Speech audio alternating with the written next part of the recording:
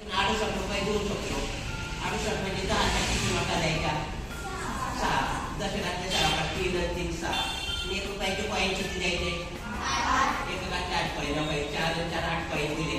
राहिलं तर 3 2 32 म्हणजे 10च्या 3 नोटा राहिले, 102 कॉईन राहिले, ₹35 राहिले.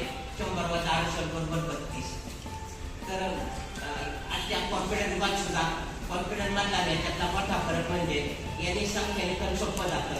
कॉम्प्युटरवर किंवा आता वही तुम्हाला लिहायचे 5,03,004 अशी संख्या लिहा, तर मध्ये कुठं किती जोडं द्यायचे प्रश्न पडतो.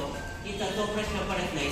5 कोटी, आपली कोटीची रांगी आहे 5 मध्ये घेतले झाले 5,03,000.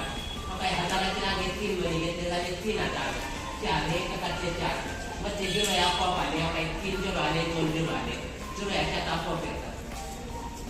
बँकेत कॉम्प्युटर बरोबर स्पर्धा झाली होती. त्यांच्या राऊंड फिगर असल्यामुळे कॉम्प्युटर 4 दिलं. रक्कम 3 लाख. 3 लाख म्हणजे तुम्ही लाख झाले ते 3 मध्ये घेतले. झिरोचा प्रश्नच नाही.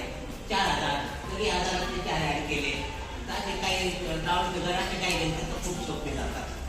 तर तुम्हाला एक पाडा करून दाखवतो म्हणजे कन्सेप्ट आणखी कळत. 9चा पाडा बघा. 1 ते 9 मध्ये घेतले. 9 1 9. 9 9 मिळवले 18 होते. 9 कसे मिळवणार? 10 मिळवले 1 कमी केला. 9 दुने 18. 10 मिळवले 1 कमी केला. 9 त्रिक 27. 10 मिळवले 1 कमी केला. 9 चौक 36. 10 मिळवले 1 कमी केला. 9 5 45. 10 मिळवले 1 कमी केला. 9 7 54. 10 मिळवले 1 कमी केला.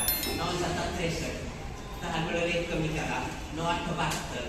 10 मिळवले 1 कमी केला. 9 9 81. 10 मिळवले 1 कमी केला. 9 10 9. 8चा पाडा असता 2 2 कमी करण. 7चा असता 3 3 कमी केले असते. असे कितीचे पण पाडे तयार करता येतात. तर अशी पाटी तुम्ही घरी बनवून प्रॅक्टिस करू शकता.